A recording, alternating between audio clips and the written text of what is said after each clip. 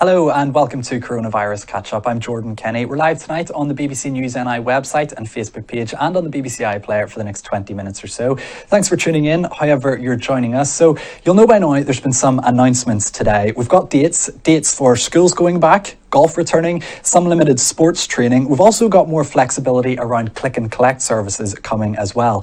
But there's been no news, however, for the hospitality sector. So that's places like bars and restaurants on when they can reopen. And non-essential retail and close contact services are still waiting for dates on when they can open their doors as well. Lots to talk about tonight, but here to shed some light on what's going on today, and of course to answer the questions that you've been sending in, is our political reporter, Jane McCormack, who joins me now. Jane, always good to chat. How's things? Yeah, they're good. Since we last spoke, my mum has had her first COVID vaccine, and I was in the office today. I'm still here. The nights are getting brighter. We've got a few chinks of light on the horizon, so yeah, I can't complain at the moment. And it's good to have some little bits of positive news to report to people. Well, that's a nice note to start the programme on, especially fantastic news about your mum as well. But I've briefly touched on what's going on there today, Jane, but let's take a proper look at what's been agreed. There's 3 dates for us to look at here. The first one is Monday, the 22nd of March, next Monday. Tell us a bit about what's happening then. Yeah, so that is going the remainder of primary school pupils returning to the class. So that's P4. P7, obviously that they weren't able to go back when P1s to P3s started, so that's going to be all primary school people to be back in the classroom from that date, which I'm sure is welcome news to a lot of primary school parents. The other thing to mention that week in March that's happening as well that we learned today is that towards the end of that week there's going to be some changes around the rules on some elite sporting events. So from the 25th of March that will change, and basically that will mean that some World Cup qualifying matches that were meant to take place that weekend, they'll be allowed to go ahead, and there will be changes to allow a friendly between Northern Ireland and America to take place that weekend, although I should stress that no spectators will be allowed to go to those. So I think it's probably listen through the radio only or watch online. And then the second date, Jane, is Thursday the 1st of April. What can we expect from them? Yeah, quite a bit. So they're going to increase the limits to allow people to meet for exercise in groups of 10 from 2 households. So that means that you can go walking with another full household. At the moment, you're limited to walking with one person from another household. So that will change. And the executive says that is going to mean that golf and other sporting activities will be able to begin again. Now, we don't know exactly what those other sporting activities will be included as. So I was told that might mean that doubles tennis can take place again, and rowing, volleyball, that kind of thing. However, we should stress that clubhouses and sports facilities are going to have to remain closed, so there will be no congregating afterwards and no changing in a changing room together. And the other couple of things to mention on that date are that 6 people from 2 households will be allowed to meet up in a private garden again, because they haven't been able to do that since before Christmas. And there's a slight change then that day to garden centres being allowed to operate a click and collect service. And then lastly, Jane, Monday the 12th of April, that's the other date that's been talked about today. What's been agreed for then? Yeah, so that is going to see all the other school groups who haven't been able to go back yet, so that's years 8 to 11 in post-primary. They will finally be the last school groups to return to classrooms, a long-awaited return for many of them here, having not been in class for Christmas. Then we're also going to see the stay-at-home message relaxed. If you remember back in January when the lockdown came into force, the executive brought this message, this order into place that meant you could only leave your home with a reasonable excuse, such as to get medical supplies, to get your groceries, to go for exercise if you couldn't work from home. However, they're saying that they're still going to keep this stay local messaging in place. We'll talk about that a little bit later, I'm sure. A couple of other changes just to mention on that date. Non-essential retail that currently can't operate click and collect, all of it will be allowed to do that again. So you're talking about the likes of your florist and the likes of other places that aren't included in the clothing and baby goods sector. They'll all get the go-ahead to operate click and collect again. And we'll also see sports training resume for affiliated sports clubs, limited to 15 people. Finally, then, that limit on the number of people who can meet in a garden, in a private garden, that will rise on that date, the 12th of April, to 10 people from two households. However, the big thing to stress around all of this is that the executive will have to meet again after the Easter holiday to sign this off. So that's subject to the health advice all being in a good place after Easter. Well, we've lots to get through tonight. I actually see we've a question on Facebook from Connor there about weddings. We will get on to weddings in a bit, but just before we go any further, let's take a quick look at the latest coronavirus figures for Northern Ireland from the Department of Health. One more person has died in the last 24 hours after testing positive for COVID-19. That brings the death toll to 2,100. A further 164 new positive cases have been reported. That means there has now been 115,181 positive COVID-19 cases in Northern Ireland. There are 176 people being treated for the virus in hospitals here. 18 are in intensive care units and 2 are on ventilators. And on vaccines, 692,264 doses of a COVID vaccine have now been given out in Northern Ireland. And off that number, 634,019 are first doses. 58,245 people have had both their first and second jab of the vaccine. So as we can see from those figures, the vaccine rollout is making good progress. As of yesterday, everyone aged 50 and above in Northern Ireland is now able to take up the offer of a vaccine. But the safety of the Oxford AstraZeneca vaccine has been in the news this week. On Sunday, the Republic of Ireland was one of several European countries who suspended its use after reports of blood clotting events in Norway. But yesterday, Arlene Foster, the First Minister, stressed that it is safe to take the AstraZeneca jab. We've had quite a number of questions in about this. Jane, should we be worried?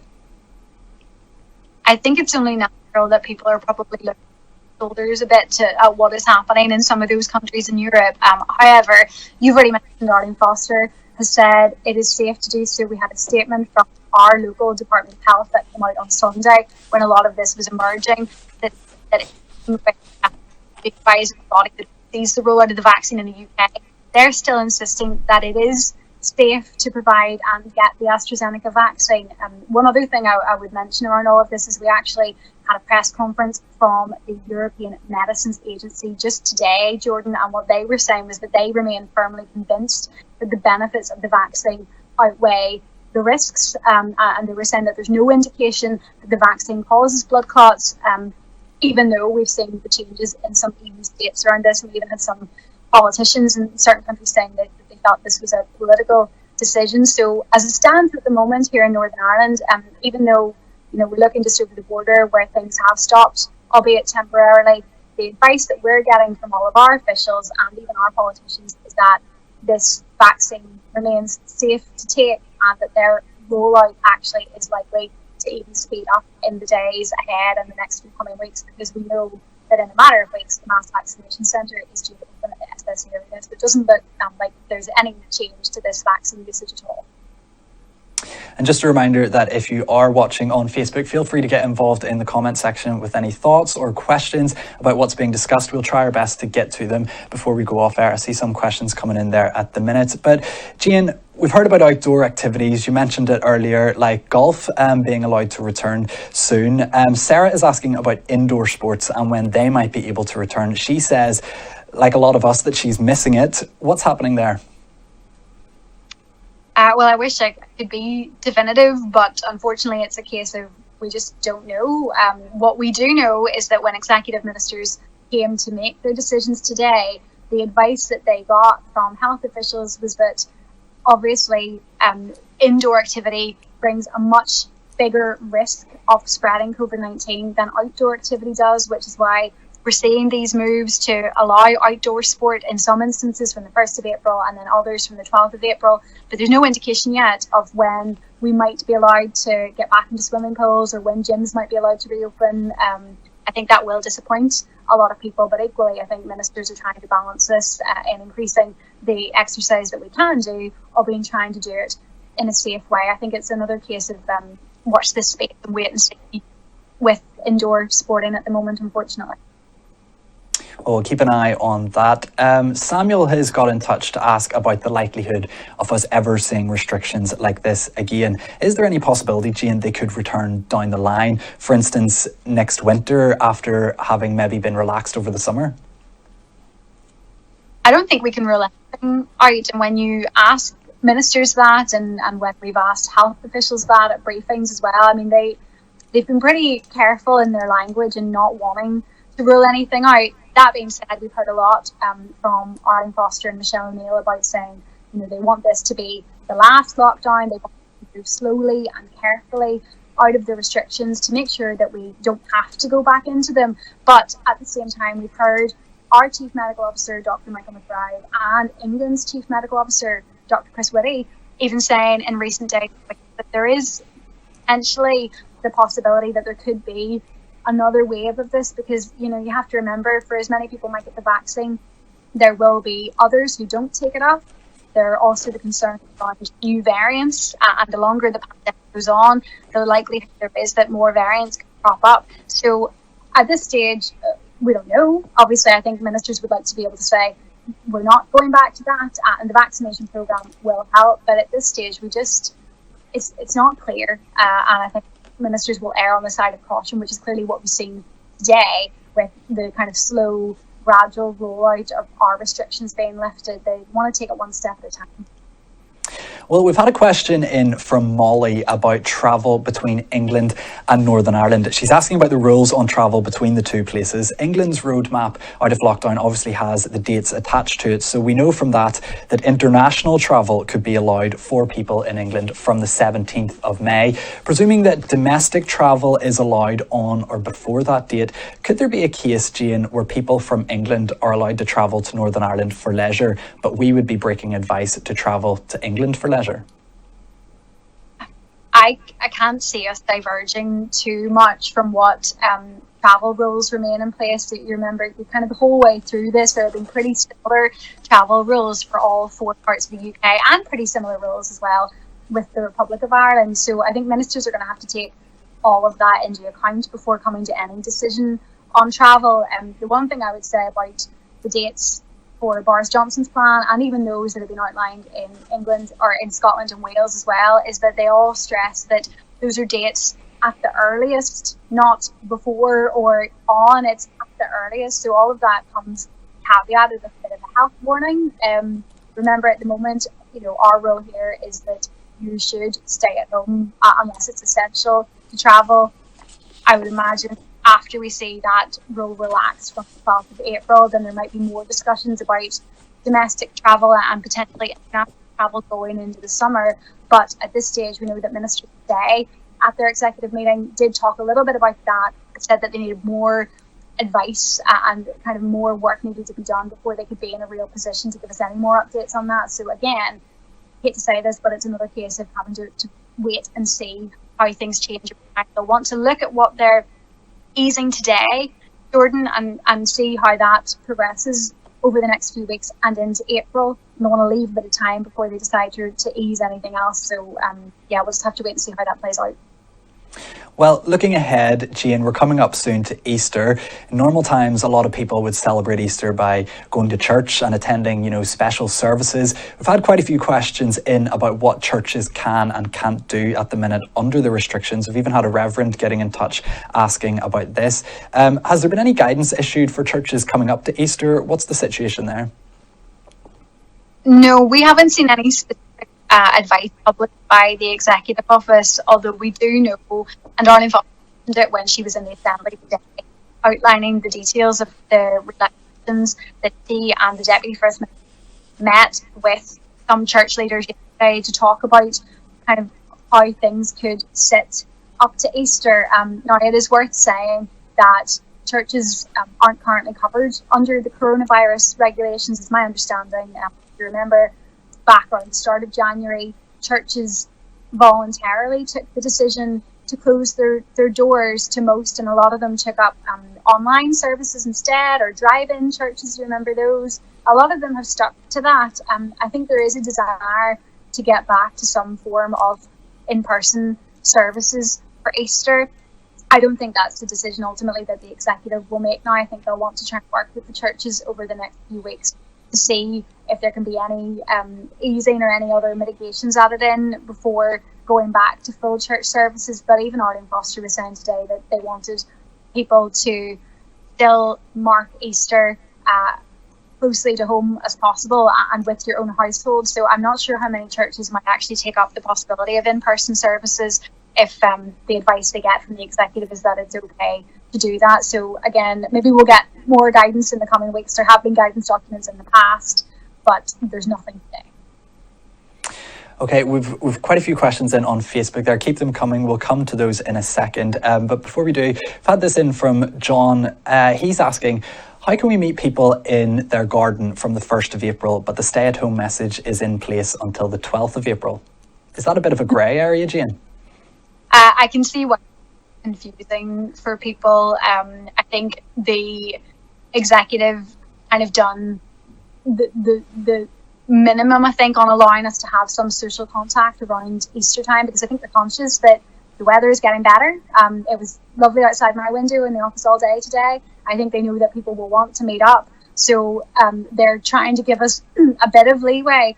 However, even though that stay-at-home message remains in place, they've talked about moving to stay local. So I think even before the actual regulations change on the 12th of April, I think you'll start to see a change in tone from ministers about, like, if you are going to do something, if you want to meet up with somebody, stay local. Now, the problem with local, and we know this because we've had this the whole way through the pandemic, is that you can't really define local. It's up to an individual to decide what they feel is local. We had the executive bring in this 10-mile advisory limit for exercise back at the start of the lockdown in January because they felt that was deemed local. But again, that was never enforceable. So I think it's about giving people a little bit of leeway, but asking them to use their common sense around all of this. But I can appreciate that it might be confusing for some people. And I think the executive has, even acknowledged that when they're setting these out, given the different dates that we're getting all the time and the different numbers of people limited to do things is changing, it can be confusing, but that's why we're here.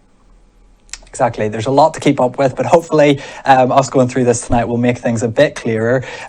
Vaccine passports, Jane, are something that seem to dip in and out of the headlines every so often. Essentially, a vaccine passport, that would be formal proof that someone has had the jab and could allow you to travel to places. There's also been suggestions they could be used to allow entry to places like bars and sports stadiums. Initially, Jane, we'd been told this would be unlikely. Is that still the case? Have we heard anything about vaccine passports for Northern Ireland? We haven't heard anything since Robin Swan, the health minister, was asked about it a couple of weeks ago at a health committee. I think the SDLP MLA, Cara Hunter, had asked him, was he considering that? And what he said at the time was that they actually made him feel a bit uncomfortable and that he wasn't minded to bring in something like that because I think he felt that it would be wrong to bar access to people who hadn't had both their vaccines. So at a local level, it's not something that Stormont ministers are considering, and there are other parties who have also since taken to Twitter and said it's not something they're in favour of in terms of getting access to services like bars and restaurants. However, we know it is something that some countries in Europe have been looking at ahead of easing their restrictions on allowing travellers back into the country for travel. So what Robin Swan said at that point was, if other countries end up bringing that in as a requirement for travel, then it might be something that the UK has to consider. I'm not sure how they would actually do that. I think in some countries it's been talked about kind of adding on as a sticker to your passports and kind of a special sort of sticker. I don't know. I think those discussions are probably a long way from finalised here anyway, and I think we'll have to wait and see what the countries decide to do before officials in the UK take it any further. Well, moving on from that, weddings, always something that a lot of people are looking to hear about when announcements are made about the restrictions. We had Connor getting in touch with us on Facebook asking about that. We've also had Rachel, who's a bride-to-be. She's got in touch with us. She's asking as well when we might expect to hear a bit more on weddings from the executive. At this stage, we really think ministers are conscious that they know a lot of people have already put off their wedding maybe a number of times throughout the course of the past 12 months. But I think there is still a risk associated with indoor receptions. That's something that ministers are conscious of. It's not mentioned until kind of quite far down the path, I think step 3 or step 4, the pathway in worship and weddings and events like that, before you start to see some of those typical traditional things you'd associate with weddings here coming back into play. and there's no date, of course, mentioned for any of those in the pathway at the moment. So I think the executive has told us that their focus has been on education, social contact, sporting activity, outdoors. There hasn't really been any mention in recent press conferences about changing the rules on weddings at the moment. So again, I think that is probably a little bit further down the line, and I would imagine that ministers would say that if people have weddings scheduled coming up fairly soon, then they chat to those who are helping you plan it to figure out, is there a way to postpone part of it, or is there a way to do it in a small and safe way.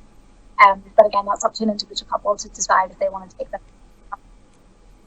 Well, let's take a look at some of those other Facebook questions that we've had sent in. I'll do these a bit of like a quick fire, Jane, to you, throw them to you, and you can tell us what you think. Charith has got in touch. She's asking, can people who are fully vaccinated meet without social distancing inside? So I presume that is people who have had their first and second dose of the vaccine.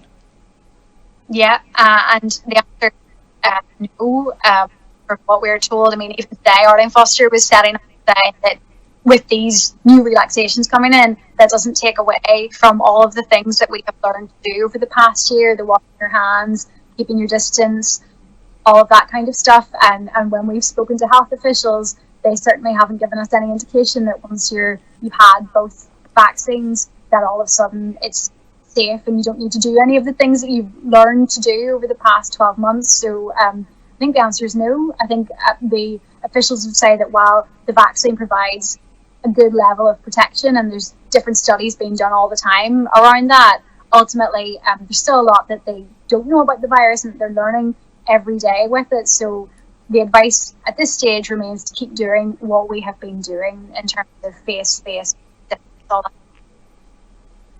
Arlene has been in touch. She's asking about normal retail, so I suppose the non-essential shops that are still shut.